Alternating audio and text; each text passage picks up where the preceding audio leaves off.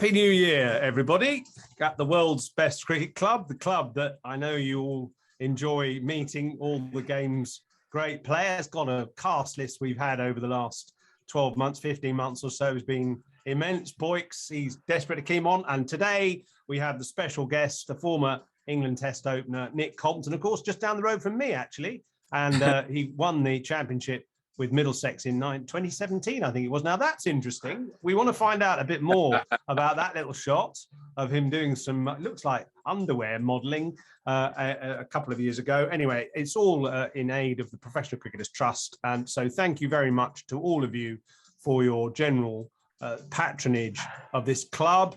I'll just, minimise the music now because it's time to see our guest for real. Mr. Nick Compton, Compo, great to have you on our show. God, mate, it feels like I'm walking out into the middle again. Does it? Well, that's nice. I mean, of course, over the last few years, players haven't had too much rounds of applause when they walk out the bat in deserted stadiums. Have you played? When did you last pick up a bat, actually? Well, actually, it's a good question. I actually played this summer. I played for Weybridge for my sins. So I went back into the club system where it all started for me. Yeah, it was interesting. I hadn't played probably for about a year and a half, 2 years. I mean, I played a few games for the PCA and, I try and turn out for them here and there. But, yeah, I actually got my head down and played a bit of club cricket. I actually really enjoyed it. I mean, it was, apart from being a great bunch of guys, I think that's one of the things you miss, isn't it? When you're in a sort of team environment since I can remember, and suddenly overnight the game's gone and you sort of find yourself sitting at home and you kind of miss that real atmosphere and having a few mates and coming down with a few nerves and getting ready for a game. And so I kind of enjoyed it again. I played quite well for the first half of the season and then probably started thinking about it again too much. It started taking. Oh no! I know, can you believe it? But that was. How did you get on? How did you get on? Actually, I mean, you say so you started well and then. Well, I was got a bit introverted. Well, I was averaging about 140 halfway through the season, and then a few games got rained out, and got a couple of low scores, and then sort of started to think, I've got to start taking it seriously again. But no, look, to be honest with you, I say that in jest. I probably got a few good balls here and there. I mean, they do bowl the good delivery in those club wickets, to be honest. And that's in the Surrey Championship, isn't it? It was. Yeah, we came second as a team, and we had a little team. Some good cricketers. I slotted in the middle order, and yeah, I mean, it's full on. I mean, there's T20s, one-day games. There's all sorts of competitions, and I grew up playing in the Middlesex League for Richmond before I sort of became a first team regular. So it was quite nice to go back. I did a bit of coaching during the week to help out here and there. So what did you sort of think about the state of club cricket from your experience? I mean, A, the standard, B, the kind of level of support, the quality of the pitches. I mean, what did you make of it? Well, Yoz, I guess, from back when you played club cricket, it would have been quite strong. And I mean, certainly when I grew up as a youngster in South Africa, club cricket was still very strong. I mean, it's not so strong now. And I guess playing this year, there was definitely a few good players. I mean, every team has probably 3 or 4 good players that you have to get out or, you're going to face when you're batting and you sort of need to get through them, etc.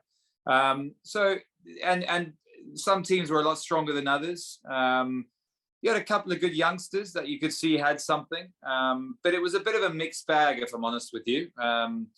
You kind of got word of who are the sort of serious players, who are the guys that had done well consistently, and who perhaps maybe if they were given more opportunities could be better. I think the wickets were okay.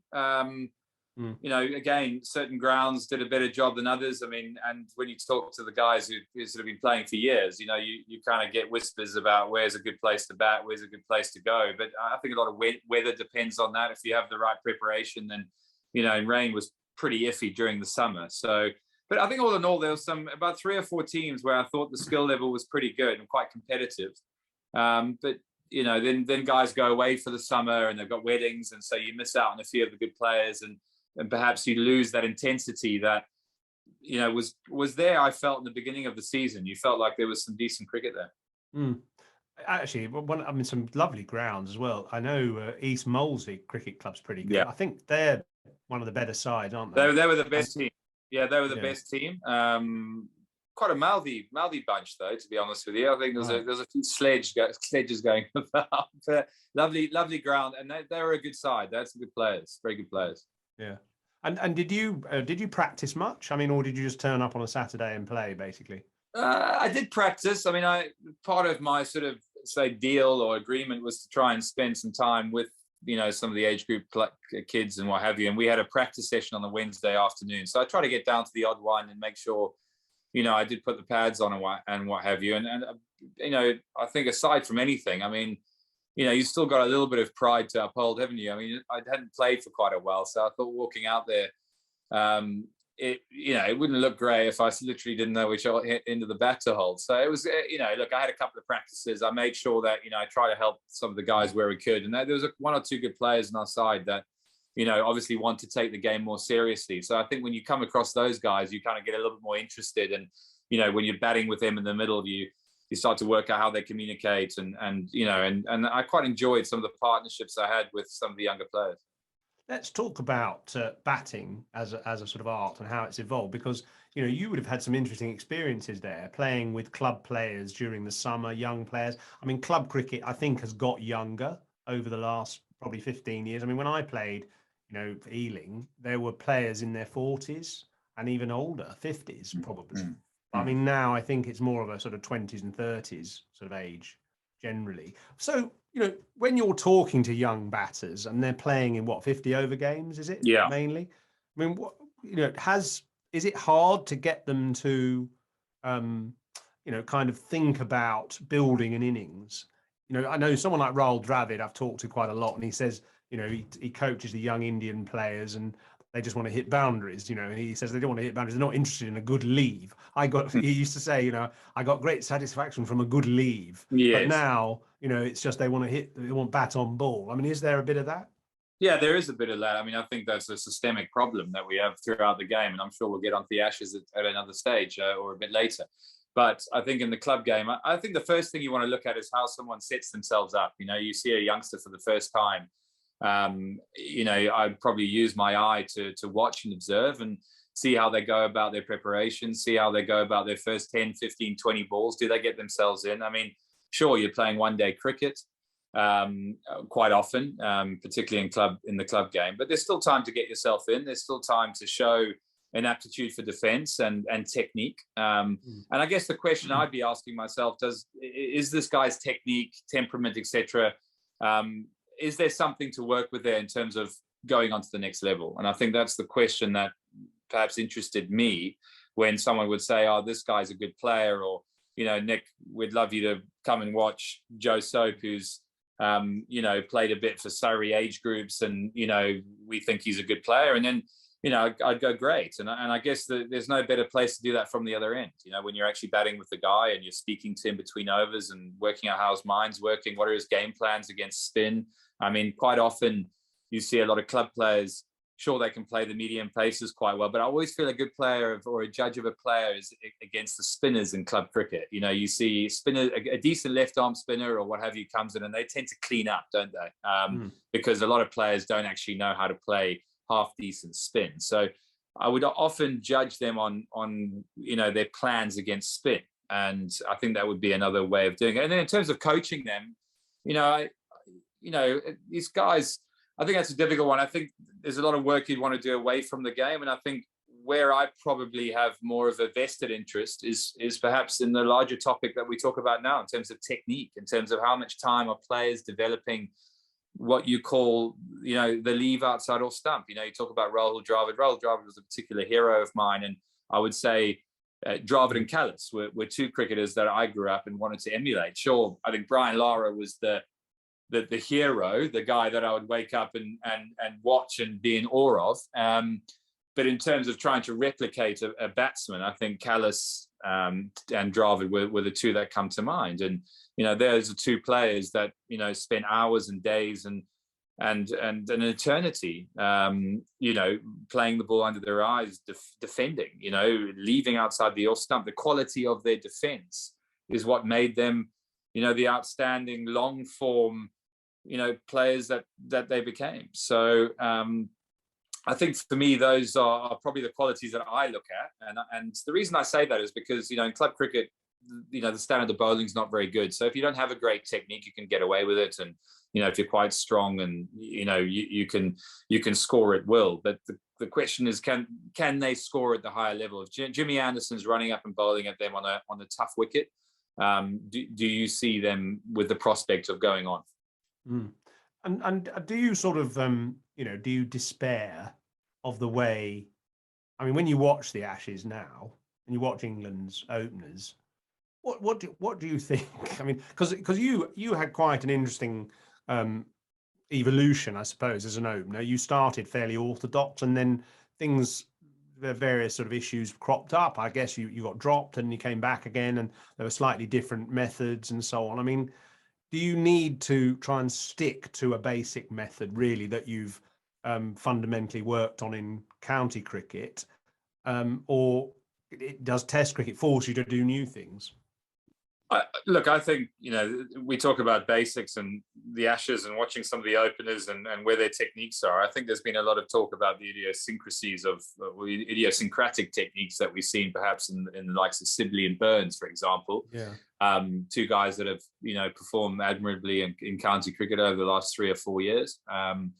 You know, and have had their moments in Test cricket as well. I guess it's harder to coach when it comes to idiosyncratic techniques. I think I would like to see, well, I'd like to think of myself who was fairly orthodox. I think the area where perhaps it didn't look so orthodox was I realized probably halfway through my career that I was right-eye dominant. And if you look at Rory Burns, he's got a similar thing where he gets his head quite far round. Now, that looks a bit funny at stages, but quite often it's because his left eye would be stronger. So if his right eye was stronger, he would stand in a more sort of orthodox, you know, head slightly sort of looking over there and look out of this eye a bit more. But because of this eye is stronger, he then has to get it round to try and feel balanced and to know that anything outside that eye line is a ball he can leave. And you start to work out where are your stumps and what balls to play, etc. I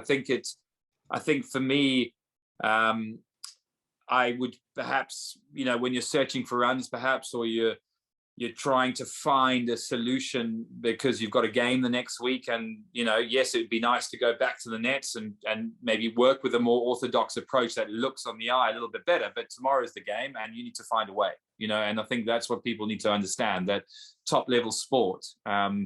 While we'd like to press the pause button, go and sort our mentality out, go and, you know, have some throwdowns and make sure everything's working perfectly, that's not the reality. The reality is the game's tomorrow. So I guess for me, it's easier to work with as a coach if you've got orthodox technique. I think you would want players to have more orthodox techniques, but I think you've got to work within that. I think there's always little tiny nuances, you know, in terms of balance. You know, do people feel more balanced on their toes, on their heels? What ratio are we talking about? And you can go into real depth with this stuff.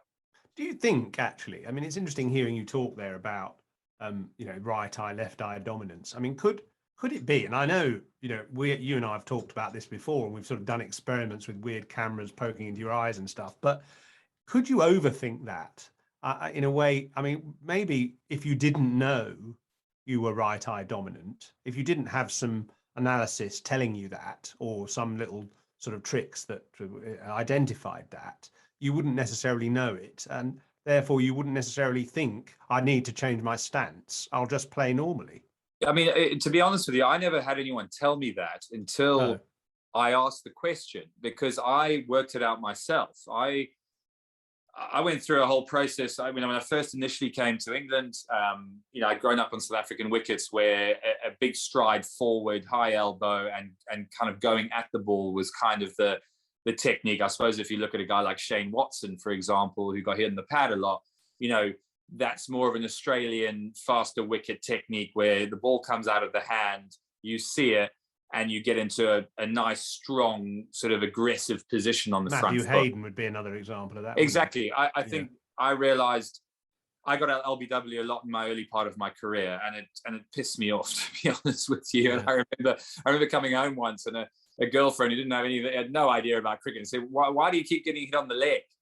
And I sort of was like a bit disgruntled, going, what are you talking about? You know what I mean? And I was like, well, she's actually got a point, because my percentages were quite high. And I think in England, what you realize is that quite often the line of the ball that leaves the hand is very much not the line that arrives at you as a batsman. So of course, you have to realize that playing late and then picking the second line of the delivery is the preferred way to then commit to, for example. So, I actually found it through that way. I sort of decided to myself one year, look, I'm not going to get hit in the leg. If I get caught behind, if I get bowled, whatever happens, I'm happy with that, as long as I don't get LBW. And I know it sounds sort of method to the madness, but my scores went up because the percentage of my main sort of mode of dismissal went down. So it kind of seemed like a strange way to go about it. But I also remember playing in a game against Hampshire. I was early on in my career at Somerset, so that was my first year there, and I got 25 in the first innings. I mean, I remember Sean Irvin was bowling at me, all those kind of players, and it was painful. I mean, I honestly wanted to walk off. I hated it. I just, batting was just, it was horrific. It was hard work. I got out and it was like, I don't actually want to play the game like this anymore. It's not really fun. And yeah, I could probably eke out a few more scores. And I remember going into the field for the second innings, and Ian Gould, Gunnar Gould, who you'll know well, was at square leg, was the umpire, and I think they got 500 or something. So we had 2 days in the field, and I had hours to chat to him at square leg trying to pass the time. And I just said, look, I'm not enjoying batting. And he just said, you're complicating it. He said, you're moving before the ball's being bowled. He said, in his sort of cockney, sort of matter of fact kind of way, go into the second innings, stand still, open your stance a little bit, get your head and your eyes onto the opposite stumps, okay? And when the bowler is running in, don't move your head to the bowler. Keep your head on the opposite stumps, because that's the straight line that you're basically trying to stand in front as a batter, and just shift your eyes to the bowler. Let him bowl the ball. And I promise you, Nick, with the ability you've got, you will move. You will move into a necessary position. I remember just saying, shut up, thank you. Didn't say another word to him. I think we needed 120 in the second innings to knock off. So it was one of those sort of iffy scores where you didn't want to mess around too much, just get the job done kind of thing. I think Trescothick was opening the batting with Errol Sapire, and I was at 3, and I put the pads on. I remember, I think Trescothick got out early, and I just went, right, walked out there, took guard, middle stump, thanks Gunnar, stood there, did exactly that, nice and relaxed, head on the stumps. And they had a quick guy who played a few games for South Africa. And I remember first ball, I just went bang. And I got 50 odd off about 48 balls. We won the game, and I loved batting, and everything moved lovely, and I felt balanced, and I almost was in tears. I wanted to give him a big hug after the game. And sorry, it's a bit of a long-winded way to get to an answer, but I fundamentally stayed with those principles there on in, stand nice and still, slightly open, head on the stumps, because fundamentally, when you think about it, that's all that you need to guard as a batter. Anything that's not on that line is irrelevant, really. I mean, whether you choose to play it or not is your decision.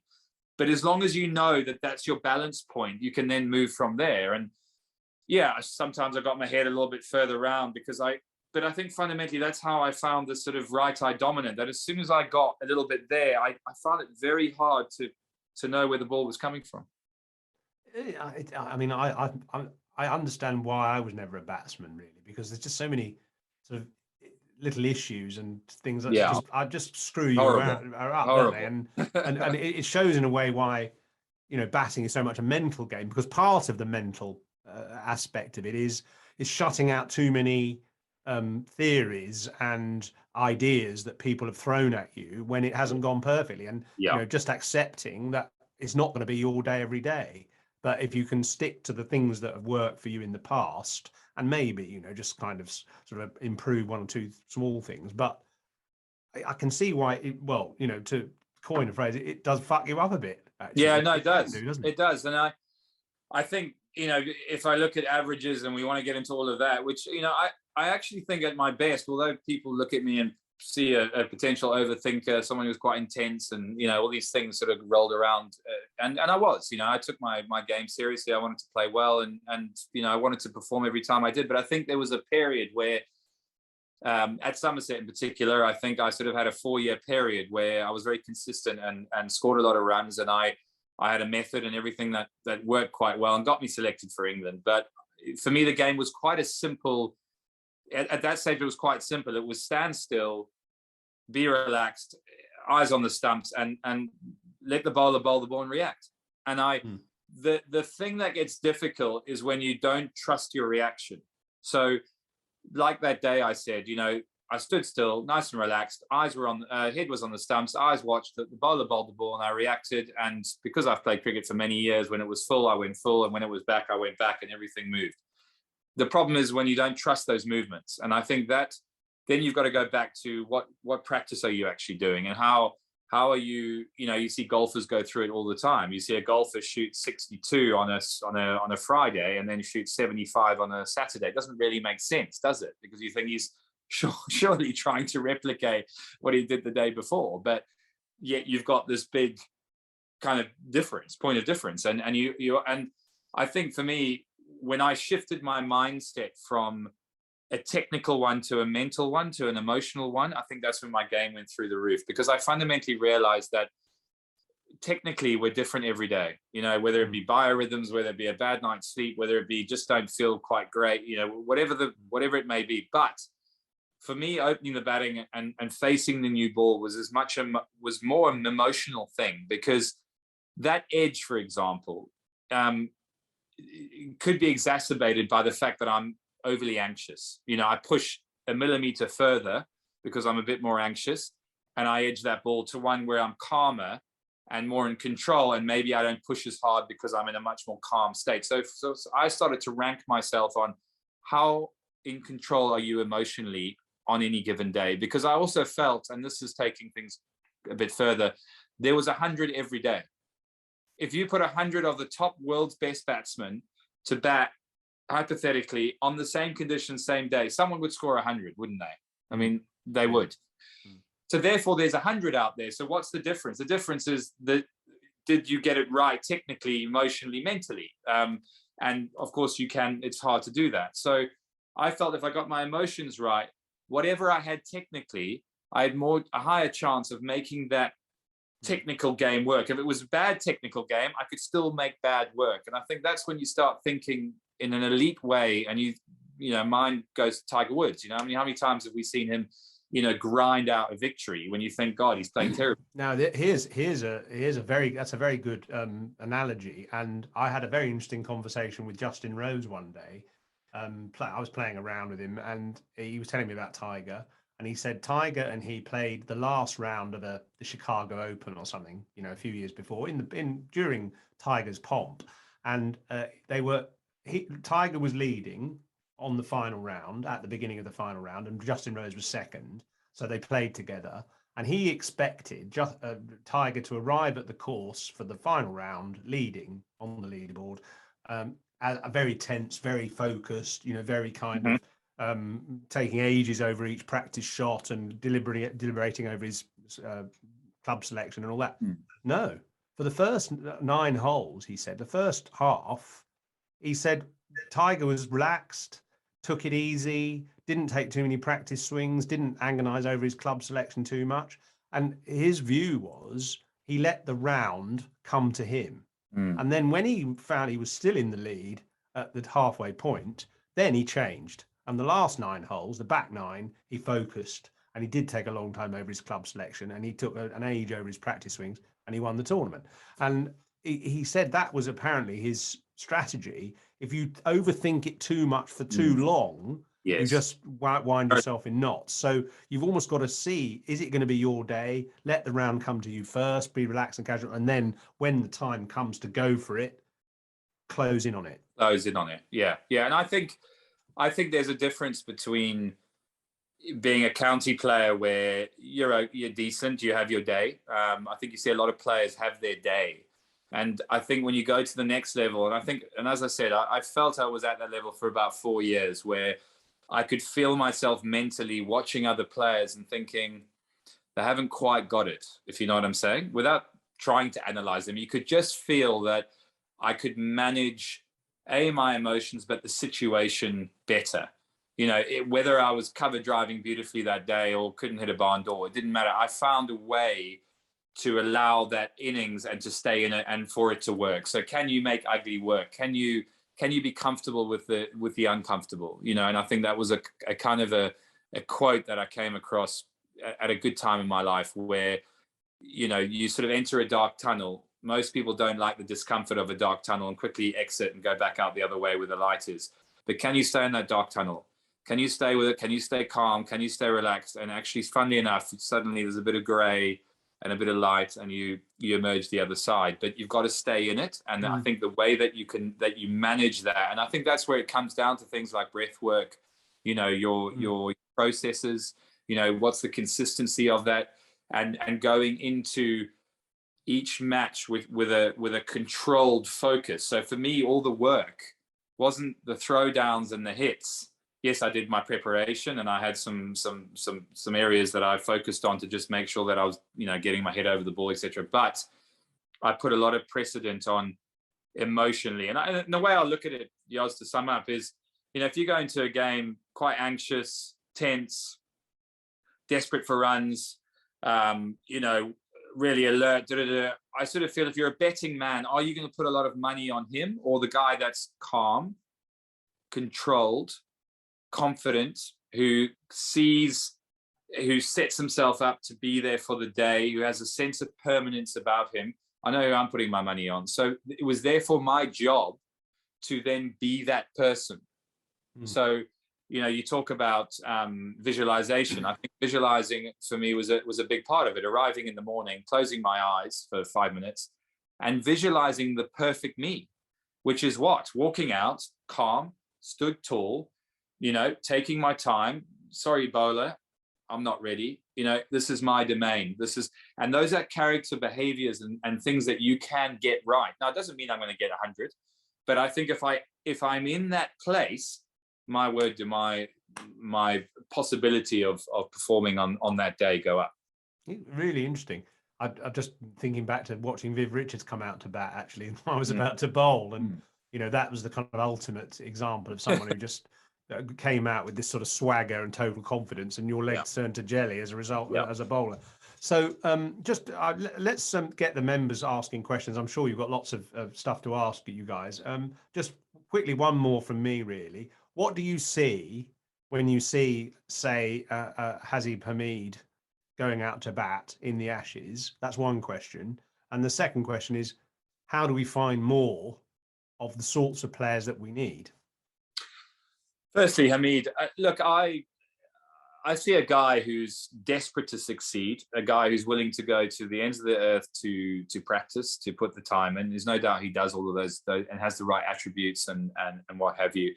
The thing that worries me is 5 years ago, towards the end of my career at Middlesex, we played against Lancashire, and this is probably when he came back from India, and he'd had some success, but then went through a big slump. And I stand at points and did for a large part of my career. And I think points a great way to analyze technique. You know, you spend hours in 4-day games at grounds, and watching him sideways on was not upsetting, but was worrying, because what he was practicing after each ball, you know, you get some players who spend hours, you know, replaying a shot and a position, and they tend to do it for ages and ages. And watching him do that was worrying, because I was thinking to myself, who's teaching you this? I mean, who's given you these basics? Now, you've heard things like his father, or, you know, where they're coaches at Lancashire, etc.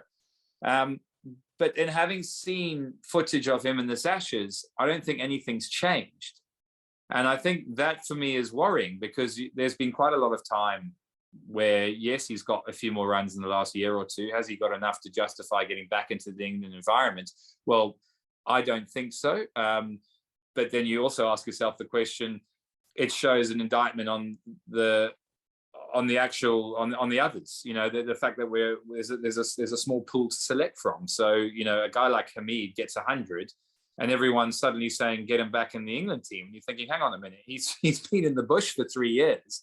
He's got 100 or 200s, and suddenly it's, he's back in the England fold. And there's a lot of pressure, one for a guy who I don't think was test ready. But saying that, watching him now, I think there are technical problems where I would love to spend some time with him and re-educate him. It's a bit like me playing golf now. I played golf all the way through as a cricketer, but I was a cricketer who could hit a golf ball. If you had to, and I've having retired from cricket, I've now spent more time on golf, and I love it and what have you. But there's a relearning process. I have to unlearn if I want to be a plus handicapper and be a serious player, because my technique that I've learned was as a cricketer trying to hit a golf ball. There are sequences and systematic things that I need to do better. Now, I don't know that because, yes, I can watch Tiger Woods and I've got a pretty good eye to emulate a sportsman. But there's certain things that a coach, a top-class coach, would be able to refine through hard work and to reprogram my body. I think Haseeb Hameed needs to do that as well. I think what he's learned and what he's taught, partly his own fault, but partly not his fault, partly through misinformation about what defense is, I think has got him into habits that I don't think will help him in Test cricket. And I think if I point out a few of them, one is there's a disengagement between his top half and his bottom half. So his bottom half doesn't really move, and you see a big gap between hands pushing out. They go down as if he's putting out a flame. And those are incorrect principles. He's trying to do them well. I mean, he does, his leaving's good. So you feel like there's a lot of good stuff there, but fundamentally the movement patterns are incorrect. And I think if he wants to re-emerge again, and there's no reason why not. I mean, you could say he's been selected twice now. It doesn't work this time. Players are generally put on the scrap heap, but he's young enough. And I think there is a dearth of top order talent out there for him to come again. But the question comes is, who's he going to do the work with? And does he acknowledge that the work needs to be done? Those are the two questions. Sorry, what was the other? Well, the other question really was, how do we find more players, who's got what it takes? Because Joe Root is a product of county cricket, and he's a fantastic batsman.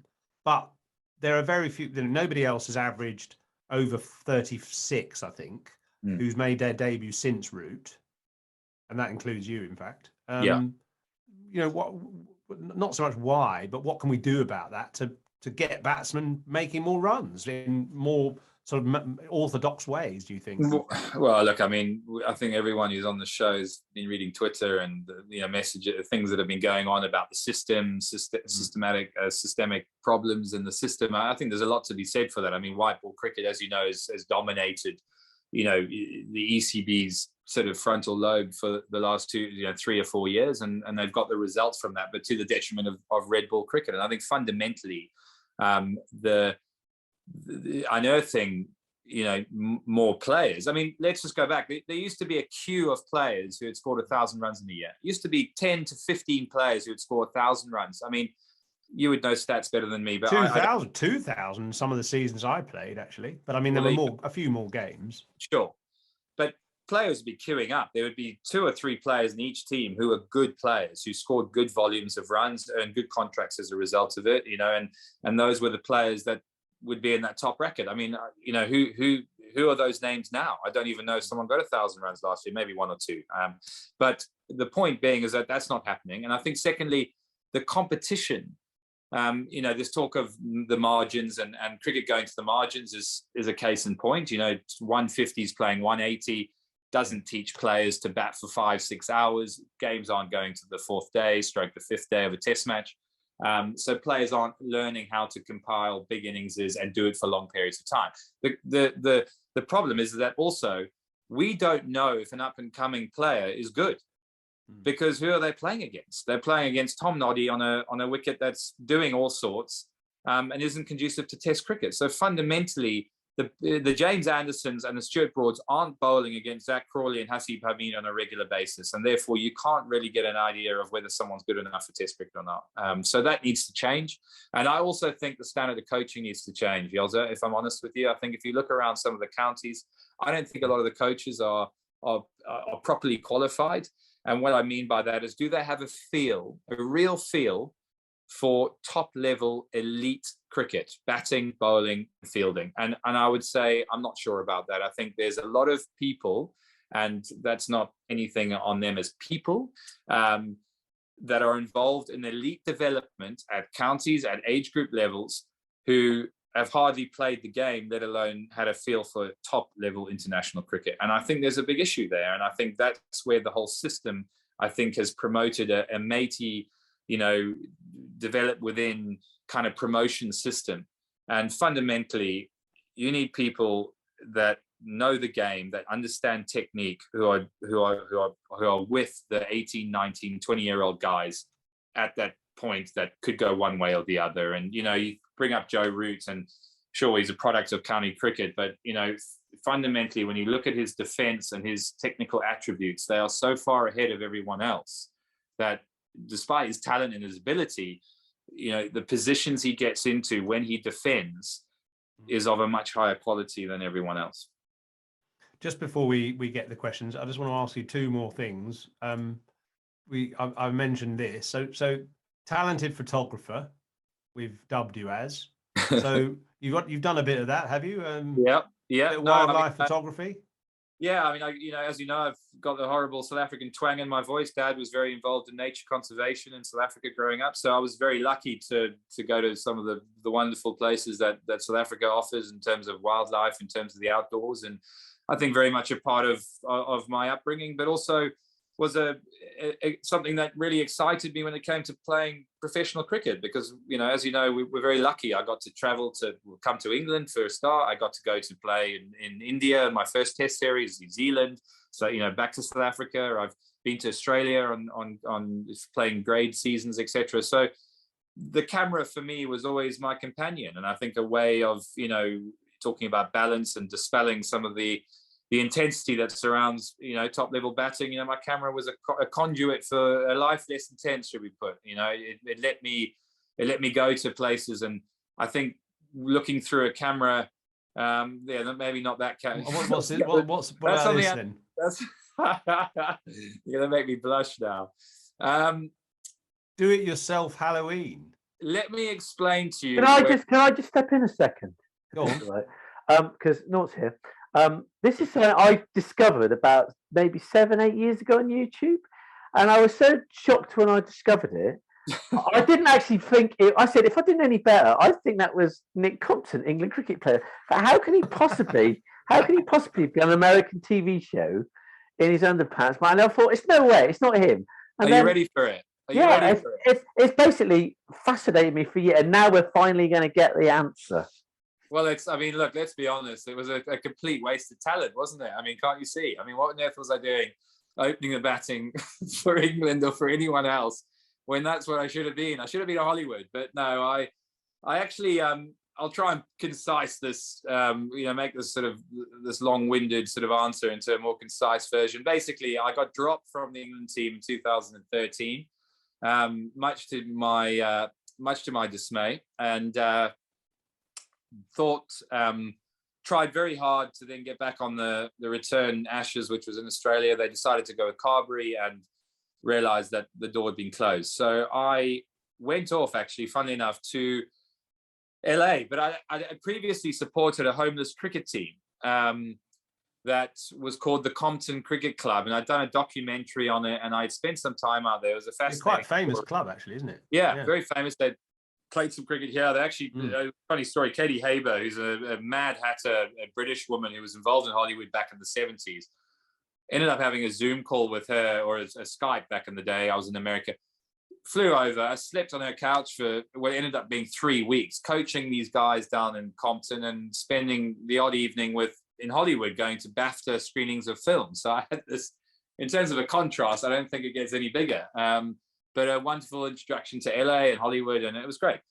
I was at an event with her, and this lady who worked for E! News approached me, and we ended up having a few drinks, and there was a few people around, and she said, Nick, sorry, would you be willing to come on E! News tomorrow for a Halloween segment? And I was kind of, in the winter, a bit free-spirited, should we say. And, cricket wasn't the forefront of my mind at that stage. I was sort of not very happy with the game and life, etc. But I went down to E! News, not really knowing what she was talking. She said, look, I'll give you $1,000 to come on and we can give it to the Compton Cricket Club. I was like, yeah, no worries. That sounds great. Fine.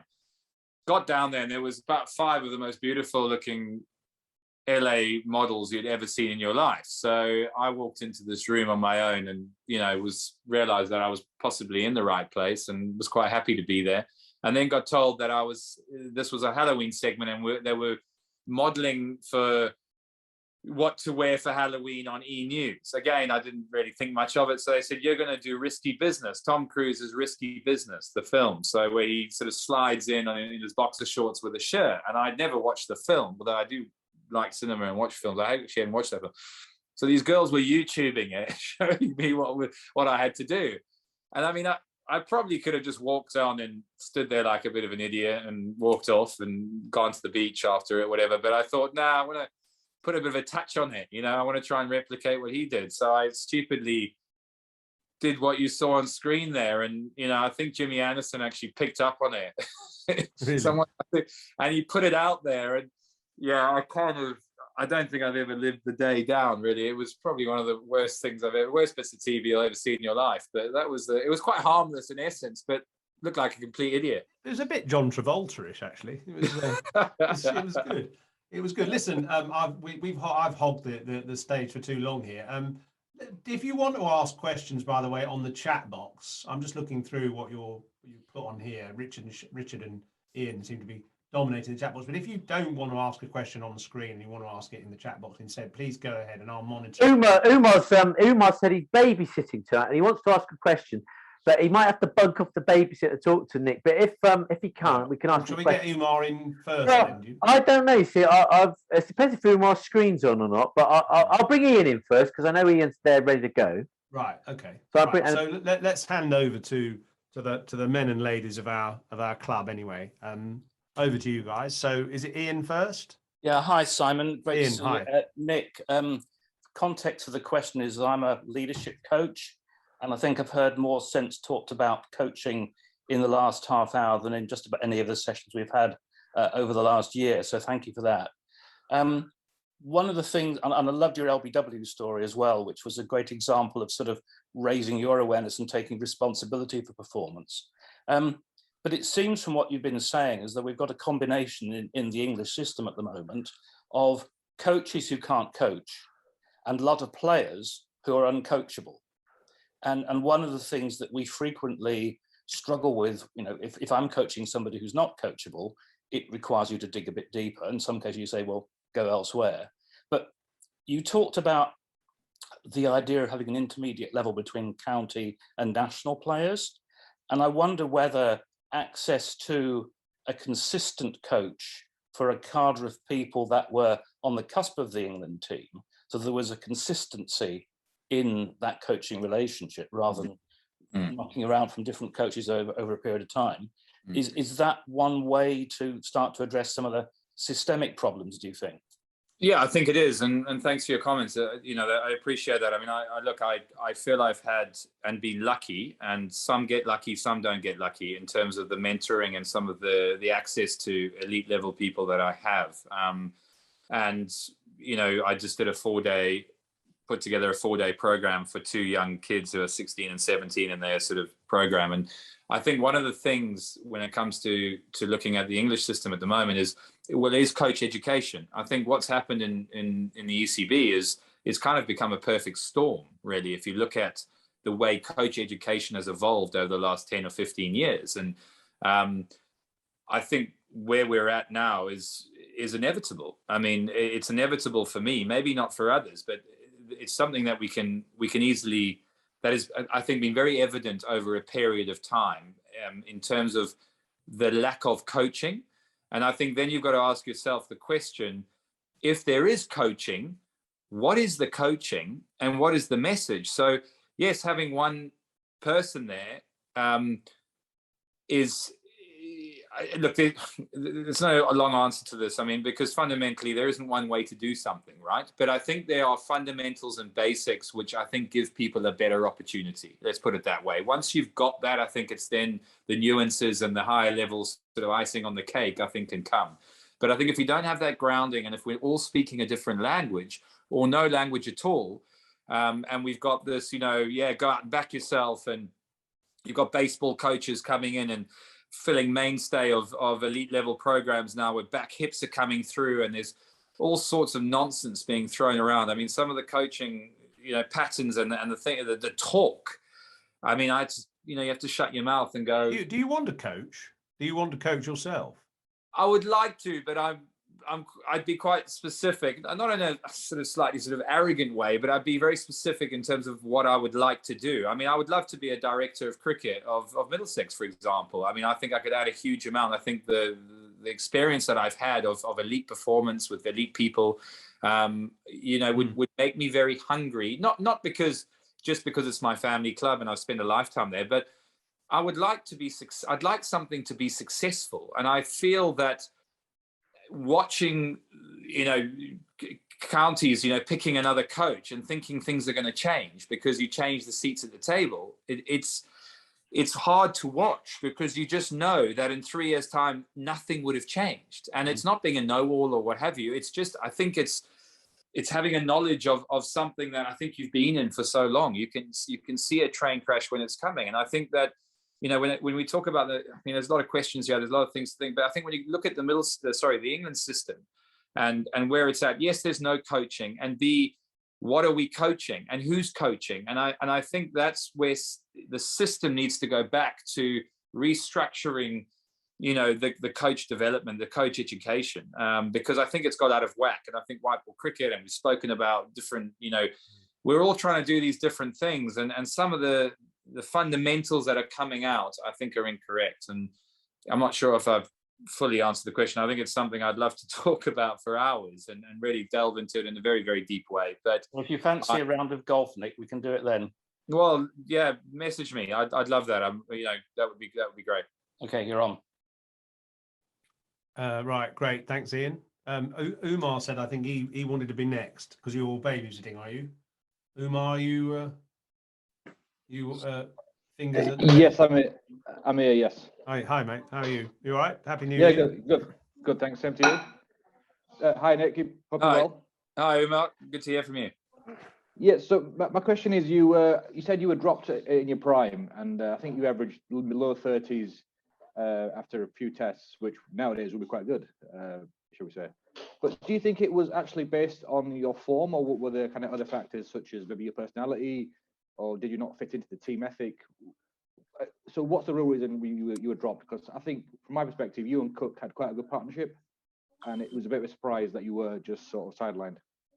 Yeah, I mean, that's a very good question, and happy now, having time lends itself to perspective and reflection. I've had a lifetime to think about what went wrong, and I think that's what you do. And I think at the time, I don't think it was so much of a personality. I think the way I saw it is Cook and I did have a good opening partnership. I think there were two issues there. One, I felt the stage that Andy Flower was at in terms of where England had got to, I kind of caught the end of that wave, if that makes sense. Andy Flower had significant success. It was a strong England team. Andrew Strauss had retired. I stepped into Andrew Strauss's shoes, which were pretty big shoes if you think about what he achieved.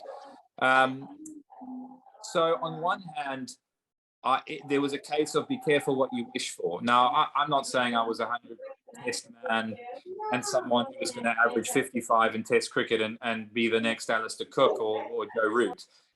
But I definitely felt, in terms of where I was at positioned in English cricket, what I offered the team. Now, of course, I'm going to say that with a sense of bias, but I felt that I was, the best player in England at the time, outside of Cook and Trott in terms of that top order. And secondly, the job I felt I was doing was exactly what the team needed when you considered the stroke players and the other players, the KPs, the Priors, the Butlers that were coming in, etc., that could add that icing to the cake. But I felt very strongly that Test cricket has been played a certain way, and the top Test teams, it's not about being exciting in every form of the game. I mean, in every game, it's about being consistent all over the world. So for me, elite was, can England be very tough to beat everywhere in the world, and at their best, can they demolish teams? And I think if at your worst, you're drawing matches like we did against New Zealand when we were put on the ropes a little bit and we won in India, etc., the lowest part was pretty damn good. But the highest was KP hitting 186 in Mumbai and having some of that brilliance. But I think fundamentally, when you look at a team, it's made up of different individuals. It's made up of players who have different qualities. And I think my qualities were, I was very hard to get out. And I think I didn't play in many teams that lost a lot. I stopped teams from losing. And I think I provided a foundation. Now, I think when I got dropped, there was something else going on there. I think, when I came back from New Zealand, I was averaging 40 in Test cricket and 45 in first-class cricket. So those are quite good numbers as far as I was concerned. Going into that New Zealand series, there's something that happened sort of outside of it, sort of from a family perspective, that I don't really want to touch on, but didn't particularly put me in a good place. I did make Andy Flower aware of that, but I'm not sure that, going into a Test series, that was seen in a sort of very sort of empathetic light, if I'm honest with you. And then going into that series, I broke my finger. Graham Gooch broke my finger in that game, and I was lying the night before thinking, what do I do here? Because Joe Root was the coming man. Michael Vaughan, everyone was behind him. You could see he was going to be a fantastic player. I think we all knew that. I didn't feel he needed to go up the order and open the batting just yet. I think that he was doing fine at that sort of early age at number 5. So there were certain pressures coming. I then had in my second match, and the problem is when you speak like this, it's kind of, it somewhat comes across as kind of sort of excuse laden. And the fundamentals are, I didn't play well enough in that New Zealand series. I opened the door slightly and left it slightly ajar, and had guys like Joe Root to walk through it. But I think fundamentally, from my perspective, having had a few poor games before in my career, I felt I had the ability to come back and put that right. And I think it shows at Test cricket level that you often don't get those opportunities. The pressure is always on. Some get afforded more opportunities. Perhaps if I was 21, 22, I might have been given a few more games because I was a more sort of 28 years old and was considered a more sort of at that age where you either performed or you didn't. But I think in that series, I then had a hairline fracture of my rib in the last Test match, and I didn't field on day 4 and day 5 because of that.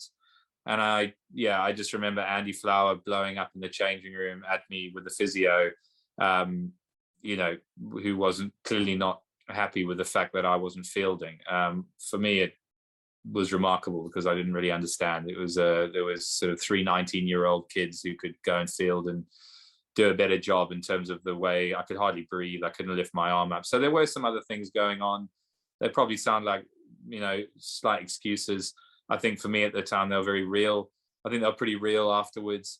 And I think that's why I was so desperate to come again, because I'm not saying I felt, done wrong, but I sort of felt that there was definitely more in me. And I did feel that if they could really value the attributes that I brought, that, that was needed at the time.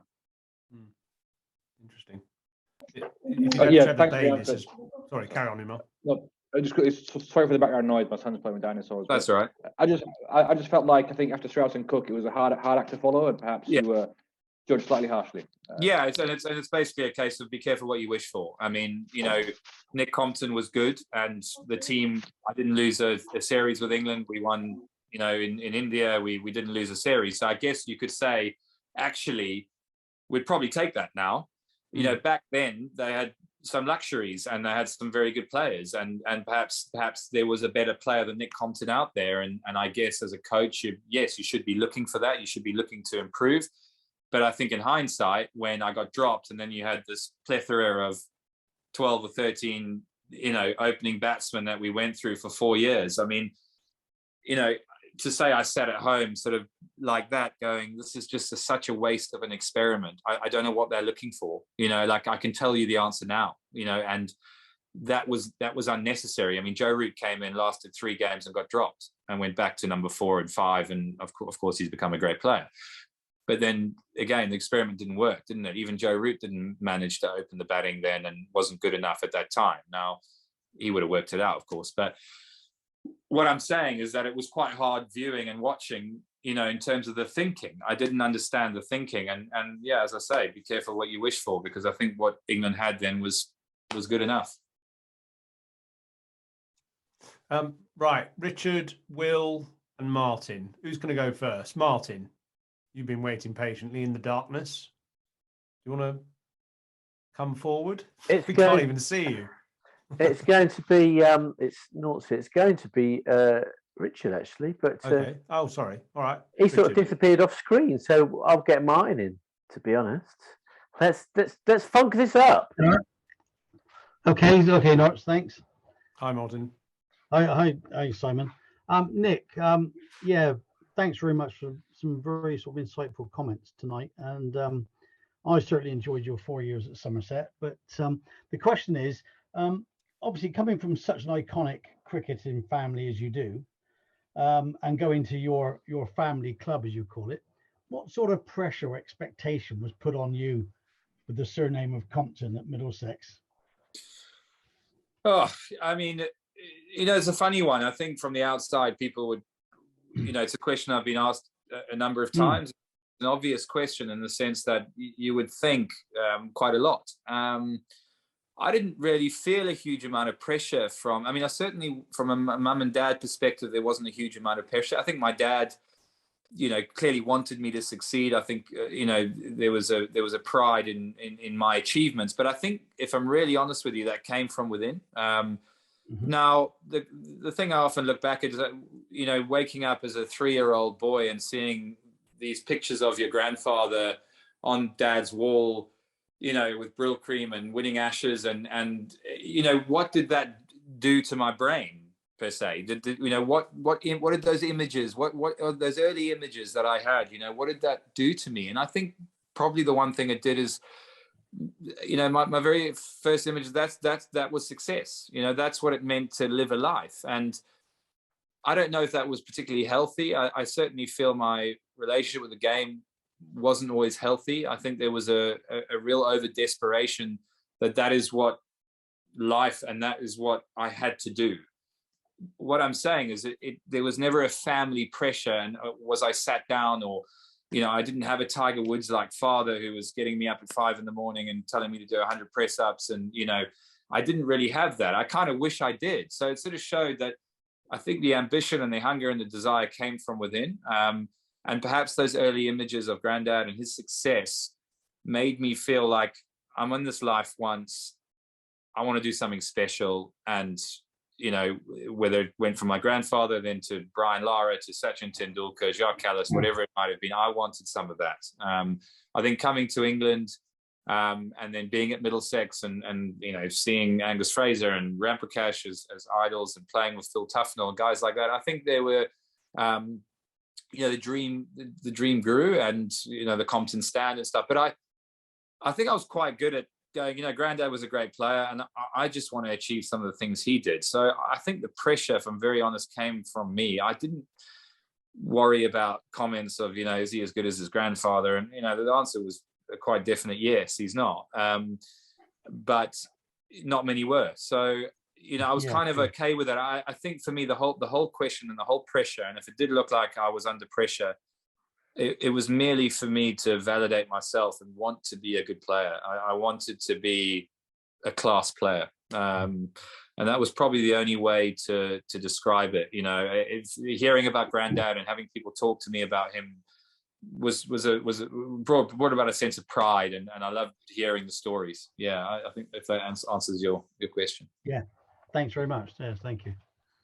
Don't you think that Martin, he might be a spy when he's not at the cricket club?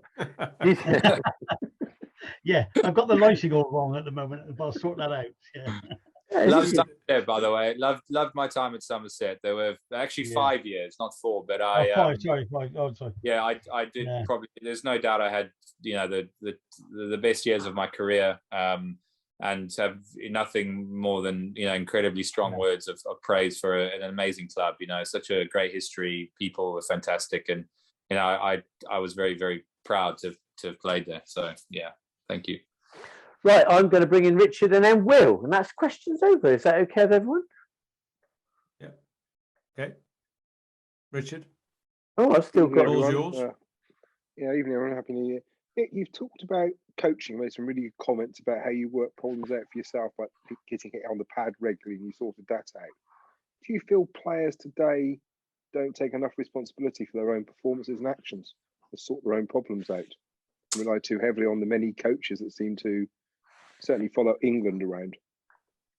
Yeah, I think you're right. I think the problem is that quite often with players who are trying to work, I mean, you're constantly trying to work things out yourself, because the scoreline tells you whether something's working or not. Your average tells you whether it's working or not. I think there's two ways of going, and one is you've got to find your own way. I mean, you know, coaches can shine a torch and a light in the right place, and you hope that you find the right coach and mentor that shines the light more often in the right place.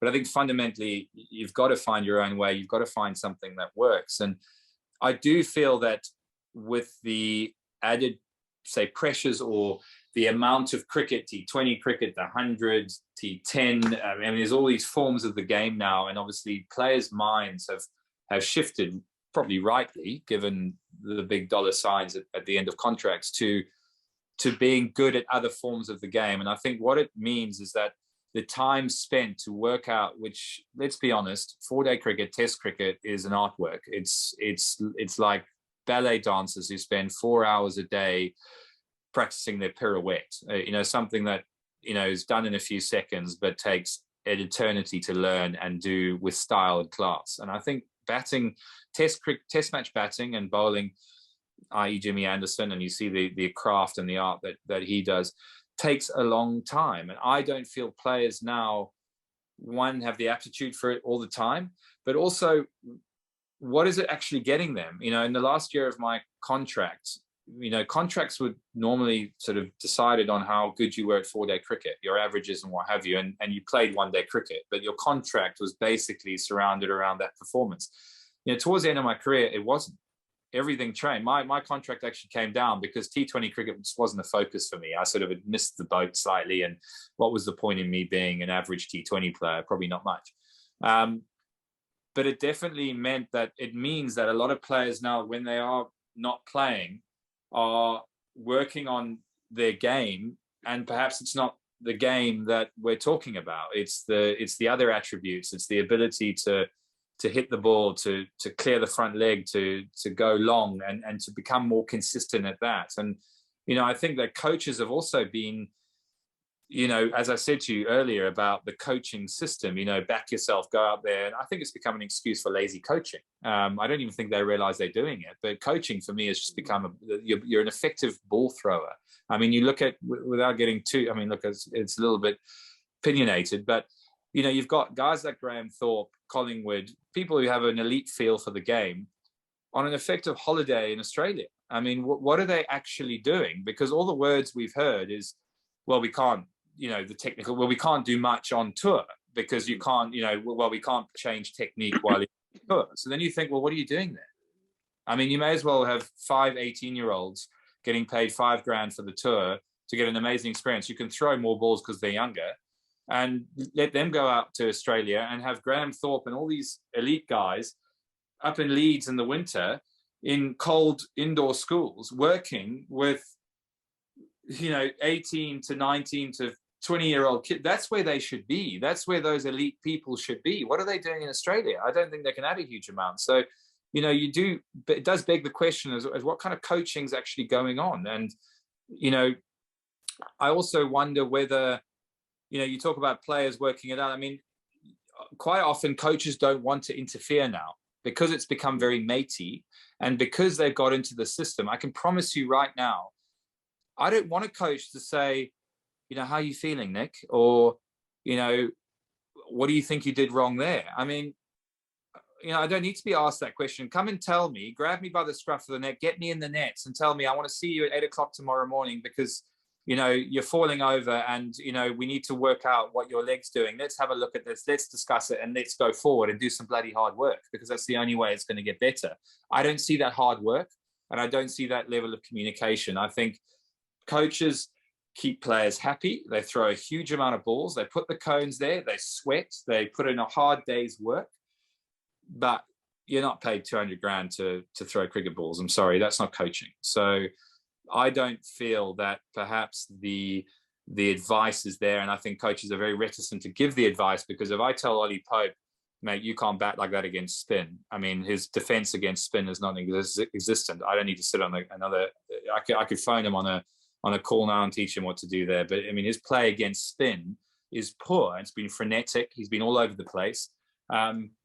What's going on? I don't know if coaches want to then come to Ollie Pope and say, you need to do X and Y, because if it goes wrong, I think players have got more power now, and a coach might be moved aside. And why would you want to lose a coaching role when you're quite well looked after now, aren't you? You go from one coaching role to the next, you get a gig here doing the IPL, you then go to another way, and you're basically, you know, facilitating. And I think that's where coaching has got to, in my opinion.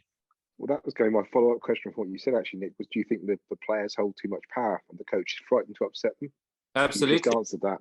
Absolutely. I think they do. And I think, you know, one thing that's been really interesting is I did a project for Middlesex when I finished. Richard Goatley, who was the CEO, asked me to come and help the club on elite development and in the elite development. And I was obviously upset, because I still, between you and I, wanted to be involved at the club, thought I had more to offer from a leadership capacity that wasn't needed. So Richard got me doing a project on elite performance. So I went to Chelsea, Arsenal, I went to a lot of rugby clubs that I have contacts at, I went to GB Hockey, and I spoke to the directors of the sport there respectively about different structures that they had in place, and perhaps could we take any of those and bring them to Middlesex and into elite cricket. And, you know, that was one of the major things that I realized was basically, you know, that wasn't happening. And when I did bring it back, I realized that not a lot was going to change. You know, not much was going to change really. And there was actually, when you looked at the rugby culture, there's some hard talking in that rugby culture. Young players are asked to speak, and if you hear what they say at the end of a game, you sort of sit there as a cricketer and go, wow, if I said we weren't good enough and Simon Hughes, you've bowled a load of rubbish today, and you need to go and sort that out. You wouldn't dare say that, because I can tell you, if I go and get naught in the next innings, well, fair enough, Yoz will probably be all over me going, well, mate, you know, you better get some runs. But, you know, it's not the point, is it? The point is we're all trying to get better. But no one wants to have those conversations. I know in so many change rooms, I've sat there going, my word, there's so much I could say now, but I'm not going to, because, you know, I don't want to be pushed out. It's a snowflake generation, isn't it? It is completely. Yeah. That's great questions. So a couple of people here have said, well said, Nick, says Matthew Booth. Elite coaching is a point I've made in the past. And what do they do for the England players? Martin, Brian Holland's obviously enjoying what you're saying. Andy Royland says, was it the pace of scoring with Cook and Nick? England can't seem to decide what pace of openers scoring they wanted. Hales at one extreme and Roy, and at the other, Nick and Sibley. So, you know, it was kind of, a problem. I mean, I can add 5 cents to that. I mean, you know, again, it sound old-fashioned, but Test cricket's still 5 days long. We don't have 4-day Test matches yet. It's always been 5 days long. Yeah. You know, I actually felt my answer to that, and I remember being quite pig-headed about it, is I can bat slower. I don't think I'm batting slow enough. Like, I think you've got it all wrong. Like, I look at Pujara and some of these, I mean, occasionally played very well recently, but fundamentally, a guy like Pujara, what he's added to Indians Test cricket is huge, in my opinion. Well, Labuschagne, actually. I mean, Labuschagne doesn't play any shots for the first hour, does he? No, he's slow. Look at their strike rates, 30, 20 odd, 30 at times. Yeah. I mean, for me, it's like, this is just it's like, I just felt like it was a conversation that was just a waste of time, in my opinion, and it didn't matter. As long as you've got the Stokes and the KPs coming in at 5, 6, 7, what does it matter, you know? Simon, producer notes here. Thing with Nick, are we going to get an opinion of him tonight, or what? Very good. Now, listen, we still got there's quiz.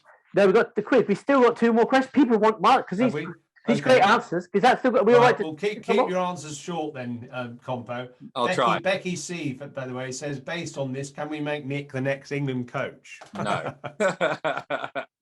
No, I think, look, I do feel I've got a lot of value to offer. I do. I really think you do as well. I think probably, if I was being honest, I'd say you might have to sub it down a bit. Yeah, no, That's sure. a polite way of saying say a bit less. But I think what you've got to say is really interesting and very good. Yeah, and I don't say it to, I mean, I'm being outspoken, and that's fair enough. And people don't like, people feel scared by people who are outspoken and what have you. It's easier to have someone they can control. I don't feel I'm someone's out of control. I think I'm somebody who wants to have a growth mindset and to get better. And if that means, however that's done, it doesn't matter. As long as you're pushing in the right direction and these conversations are happening, I think it's fine. And I think it's nice to have people who have opinions and conversations. I think the whole world's gone the other way, and it's dull. Yeah. To be honest. Right, go on, 2 more questions then. Will's obviously one. Simon, hello. Happy New Year. Hi, Will. Yeah, you too. Yeah, good.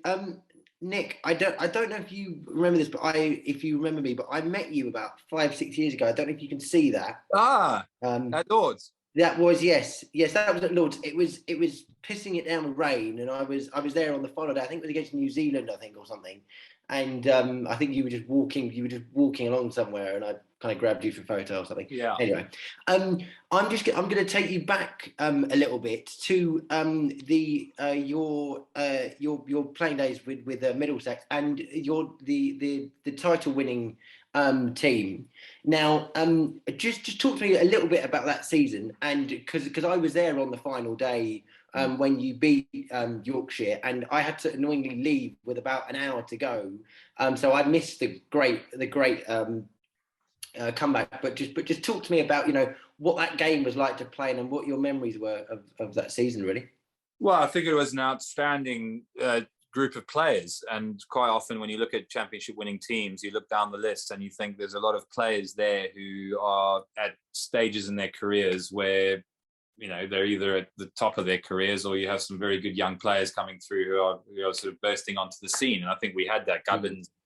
Gubbins was a young player who had an outstanding season. You had the likes of Adam Voges, who was an outstanding captain and player and man in cricket. And I was playing pretty consistently, etc. So you had a very good side. And I think what I remember is just, I think when you play in good teams, I played in one at Somerset and I played in that one at Middlesex. And those are probably the 2 best teams I played in, where you look around the field and there's a sense of real confidence in terms of knowing who's going to bowl when.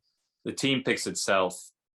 You have a sense of, what bowlers are trying to do, what plans are trying to happen, and you sort of see things on automatic. And I think that's when you're sort of in something that feels quite special. I think the group of players we had were at a very good point in their careers. Toby Rowland Jones was, in the prime of his condition, et cetera, et cetera. So that's what I remember. And I think that final game at Lord's, I mean, just a great game to be a part of. I think in the end, I just remember being in the toilet with James Franklin, talking to the coach of, who's the captain of Yorkshire then? I can't, left-hand, Andrew Gale. Andrew Gale, yeah. Talking to Andrew Gale and trying to like, push him and pull him and sort of get this sort of negotiation on its way. And eventually we got that. And I knew immediately, once we got that negotiation, I just felt there was a sense of inevitability, like it was going to be our time. Great. Cool. Yours, loving the T-shirt, by the way. Oh, you like the T-shirt? Yeah. I do. Yeah. Christmas present. Silly, isn't it? Yeah. Okay, cool. Thanks. Is that it, Will? No, Will's that last one of the night. I'm bringing in Matthew.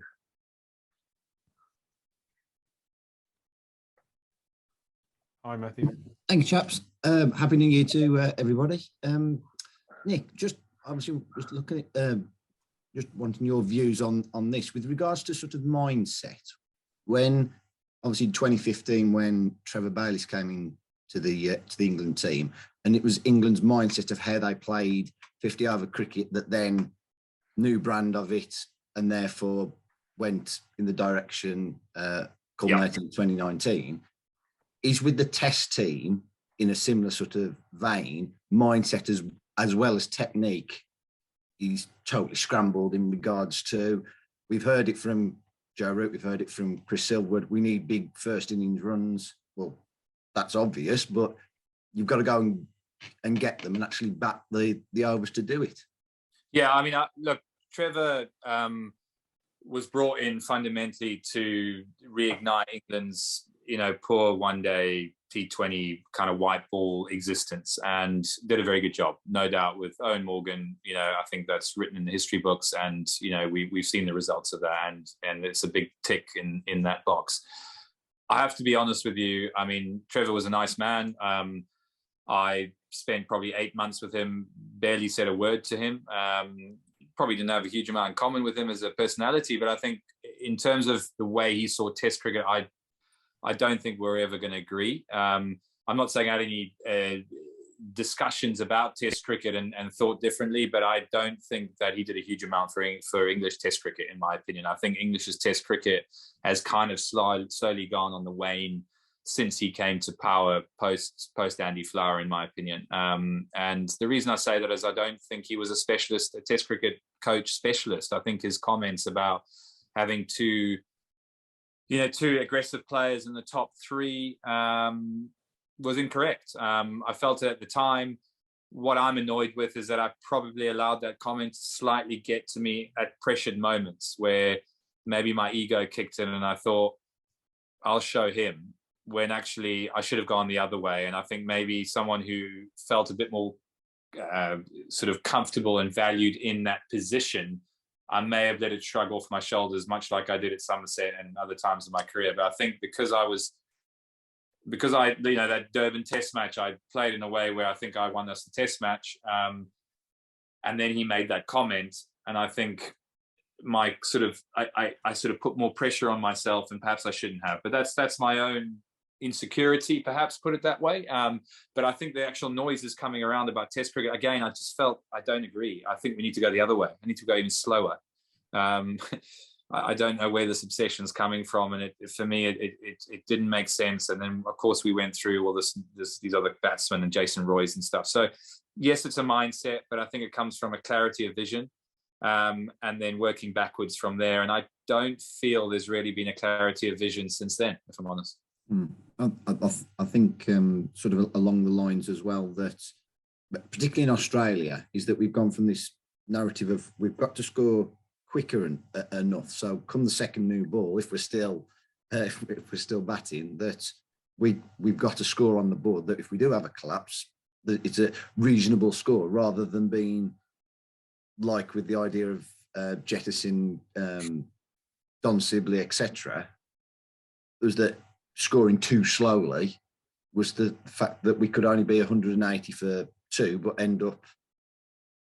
But that comes down to trusting core values, trusting hard work. Because if you don't trust your technique, you see players. And I'm sorry if I'm waxing on here, but if you see players who wax spin, and people go, "Oh, he plays spin well." I don't think he does. I think there are a lot of, like, KP went through a period where I think he was an awful player of spin. Now, he's a great player and wasn't an awful player of spin. He was a good player of spin and demolished it and what have you. But quite often, his defense was a way of saying, I don't trust his attacking was a way of saying, I don't trust my defense. And you see that with a lot of players. As the ball bounces and turns a bit, and there's two men round the bat, what do? Come down the wicket, and some players then get away with it and whack a few sixes and the guys come out of there. Is that a good player of spin? I don't think so. I think a good player of spin is with two men round the bat, trust their defense, take time, and then the bad balls come and they build an innings, But I think we've lost that art, and I think that fundamentally we've gone the wrong way about it. My statement to any player who talks about Test cricket is learn how to defend. Until you do that, don't come and talk to me, because if you don't have a world-class defense, how on earth are you going to face Cummins, Hazelwood, and Stark with a bang average defense? And I'm sorry, that your answer's there in the Ashes. Apart from Joe Root, who's got a decent defense when he wants to, he's got the attacking shots as well. The other players don't have a defense, so that's why we found ourselves getting out. If you have a world-class defense, you can stay at the crease. If you stay at the crease, you've got a chance of scoring some runs. It's as simple as that. That's good. Good, simple analogy. So you're not a fan of Kevin Peterson's view that he doesn't mind if England get all out for 150 if they're all playing shots. No, but I mean, I see where he's coming that from. That was facetious, but yeah, look, listen, we'll move on. By the way, John Lister, much has been said about coaching, but how much does the current fixture structure and quality of pitches in county championship cricket impact on England's test team? I'll answer that a lot. So some good comments there. Has Nick done any gigs in the media? Think he will be good, says Jacob. We'll ask you that question afterwards. We've just got to do our final little bit, which is the quiz for you, Compo, after those excellent answers. So the quiz is something we've been doing constantly through this club. It's called How Well Do You Know Yourself? Right? Okay. And it's 10 questions, mainly about you. Okay. We've had some stellar performers and some absolute shockers. Liam Livingston won our latest round of it. He got 9 out of 10. Alistair Cook was the worst. He got 4 out of 10. A lot of people, and the only questions he got right were about sheep. So it's a sort of middle of the road, Athers and Nasser and people like that, Joe, Stuart Broad. So, yeah, sort of 6-7 is a good score, but I think you might be able to aim higher than that. Oh, God. So here we go. It starts with a bit of music. To get you in the mood. Right, and no conferring or asking questions of your friends. If you get the answer right, you get this. He's got it! And if you get it wrong, you get this. Okay, great. And I'm keeping score. Or noughts, you better keep score. Right. I'll keep. Question 1. How many did you make on your first class debut? And that's county championship, actually. Not county championship, not Cambridge University, Middlesex. So it was against Worcester, if that helps. Yeah, I got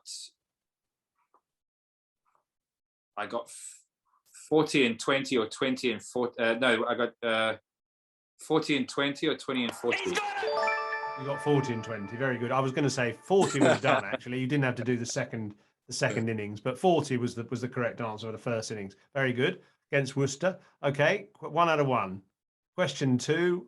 On which English international ground did you have your best average? So where in England of the international venues did you have your most success, really, consistently?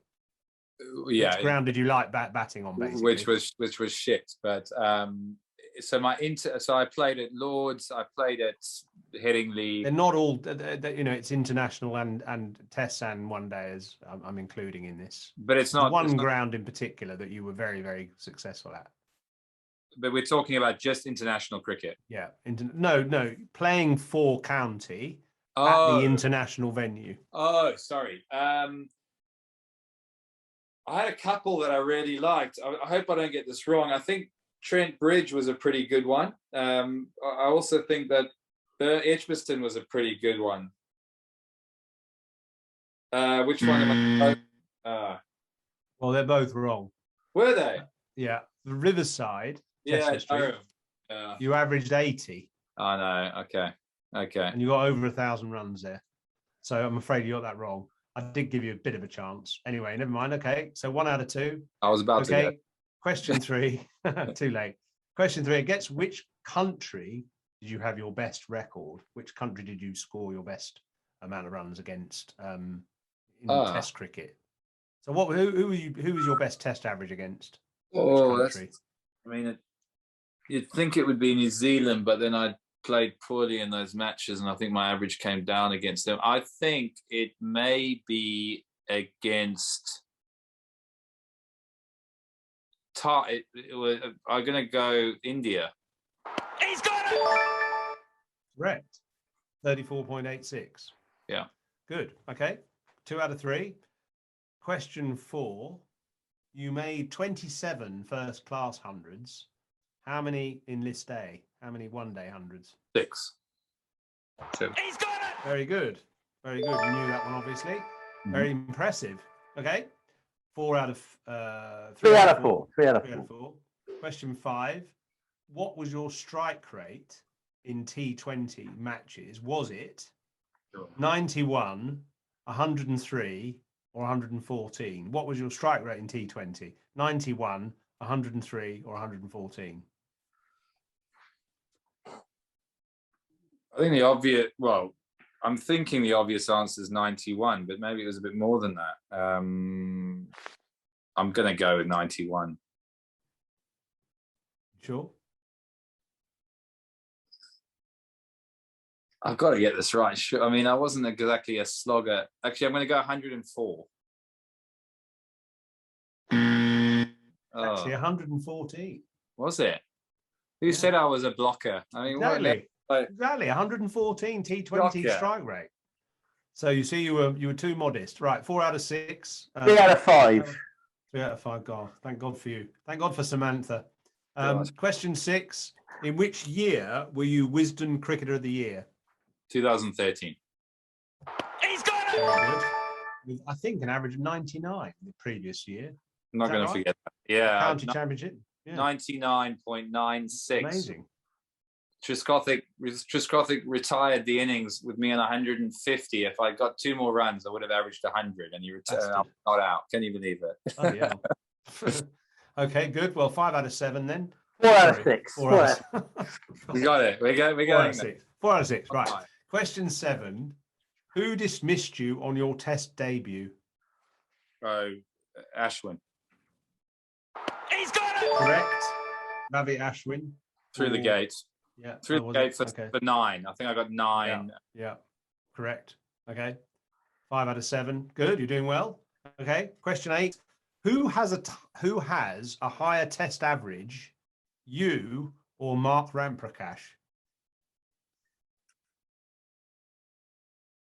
Oh, it's close, isn't it? Oh, I think I'm going to say Rams.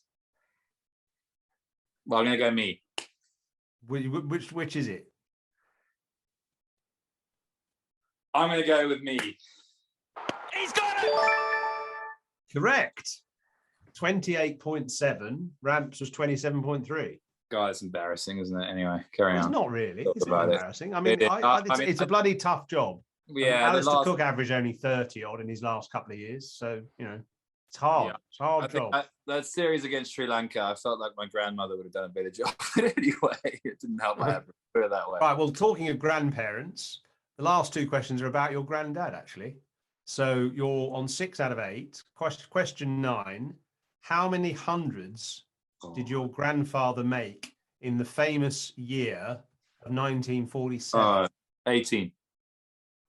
He's got it! Correct. I mean, that is just a mind-blowing stat, isn't it? 3,816 runs. Yeah, it was a pretty special year, wasn't it? You know what it was due to, don't you? It was the post-war. Everyone was on rations. All the bowlers were exhausted. Yeah, exactly. They were too tired to run after the ball in the field. Yeah, I can imagine that actually. And he had a few drinks the night before as well. I bet he did. Yeah. Right, 7 out of 9, done really well. Okay, so your last question is also about Bradman, about Tom Compton. He was, of course, famous for his pioneering batting, but do you know what he bowled? Yeah, he bowled Chinamans. Left arm Chinaman. He got 60 odd wickets. He's got it. Very good answer. Left arm wrist spin. Yeah. Here's a stat. 622 first class wickets. Yeah, and he was all right, wasn't he? He got a bit, I think 60 odd Test wickets. No, I think something. No, I think it. Oh, yeah, maybe something around, maybe possibly. Yeah, possibly. Yeah. Amazing. Yeah. Sorry, you can't. Apologies for anyone out there. You can't call them Chinamans anymore. Left arm wrist spin. That's it. Yeah. Left arm wrist spin. And yeah, amazing. Right. So you finished up with 8 out of 10. Okay. Very good. I'll take it. Good knowledge. Good knowledge. Right, so listen, actually, we're done, I think. And we've overstayed your welcome anyway. We've kept you another half an hour. But just tell us quickly, what do you want to do now with your life? I know it's a bit of a loaded question, but... I think I'm doing, well, at the moment, what am I doing? I'm doing some photography, which I love and I enjoy. How that goes sort of commercially or professionally is another question. I would like to stay in the game. I have to be honest, I thought media would be an area that I've always enjoyed. It's something I love. I've learned from you, Simon, over the years and watched you a lot, and I've always enjoyed that domain. I think I would like to do that. I see a potential opportunity there to come in. I know it's a tough world right now, as you know, and I thought maybe presenting would be a way to go. I think there's a lot of pundits out there, a lot of people who have played 150 test matches and captained their countries, and I can't compete with that. But I think from a presenting perspective, I think there is a bit more of a cerebral aspect to it in terms of a skill. It's a tough skill. Lineker obviously does it well in football, and Ian Ward does a great job in the cricket, but perhaps there's another opportunity to be a good presenter as someone who has played the game. So media is an area I'd like to continue developing if the chance comes. And then, as I said, if not that it will come along, but a director of cricket role where I could really take a club and in every area of the club really try and make it an elite performing environment. I think that would, be a sense of achievement and focus that, I would love to have, because I want to see young players develop and be the best that they can be. And I think I've been around a lot of players who I saw exit the game far too early, thinking with some different advice and mentoring, perhaps things could have gone differently. And I think, Middlesex, for example, have not been an elite performing club, if we can be honest with ourselves. It's been a shambles. It's been an absolute shambles. Terrible. And, sitting on the outside and watching it is a shame, because, we don't want that for a club that obviously we hold in high esteem. So from a cricketing perspective, that's where I could see myself doing some stuff. Outside of that, I have I'm doing some work in the art field. I'm working with an African art collector, a family office, and helping do that. So I love my art and photography, and I'm working for an events company as well, a unique events company, hosting some events, etc. So, okay, yeah. So I think actually that I think you're right about your skills as potential presenter. And I think maybe one way in for you now might be to do a bit more in the coaching line, or, rather than, you see people like Farby, Ramps, one or two others have come in via being a coach. Sure. And that's got them closer to the game again, having retired, and it's enabled them to kind of have another lease of life in media, actually. Yeah. So re-emerge. So it could be that, following that coaching path or the psychology path or whatever, that whatever rocks your boat could lead to sort of another media presence in that sense. Because as you say, there are so many, I'm feeling the same issues. There are so many people who paid 120 tests, and they get the gig, don't they? Of course. No, we should grab a coffee. Necessarily right. Yeah, we'll have a coffee. It's not necessarily right that they get the gigs, but at the moment, that's what happens. It's what happens. Yeah, exactly. I agree with you. Listen, we'll let you go anyway. Thank you very much for giving so much of your time and thought. Martin says, I think Dennis Compton took 19 test weeks. I don't think that's right. But anyway, and Andy Roylance finishes up by saying, good to hear an emerging pundit not afraid to express his views. Thank you very much, Andy. Thank you. No, I think he means you. So great. Thank you. Let's have a coffee and we'll bash this stuff around in a bit more depth, and that would be really interesting. But in the meantime, many thanks for your time and everybody on this today. So Nick, you're free to go. Thanks a lot. We'll keep in touch. Okay, great. And great to have you on. Cheers. Bye. See you later.